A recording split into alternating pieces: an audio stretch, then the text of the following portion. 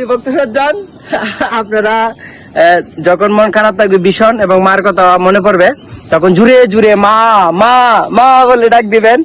মনটা অনেক ফ্রেশ হবে। ছোটবেলা আমি স্কুলতে আইসা মারা যখন ঘরে দেখতাম না, তখন মারে এরকম ডাকতাম, ডাকতে ডাকতে এদিকে এদিকে আসতাম। তো যাই হোক, মনটা ভালো। এখন বড় হয়ে গেছি, যদি অত বড় ডাক দিই না মারে, যাই হোক মাঝে মাঝে এরকম মা মা বলে জুড়ে ডাক দেই।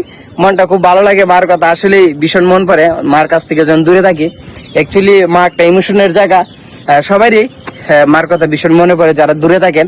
যাই হোক, আপনারা মাকে ভালোবাসবেন, মাকে টেক কেয়ার করবেন, যতটুকু পারেন সর্বোচ্চটা দিয়ে করবেন। কারণ প্রকৃত আশীর্বাদ বা ম্যাজিক বলতে জীবনে বা উন্নতির প্রগতি কিন্তু মা যদি আশীর্বাদ করে, আপনি যে কোনো কাজে সফল হবেন, যে কোনো কাজে অগ্রগতি হবে, যে কোনো কাজে আপনার সাকসেস আসবে।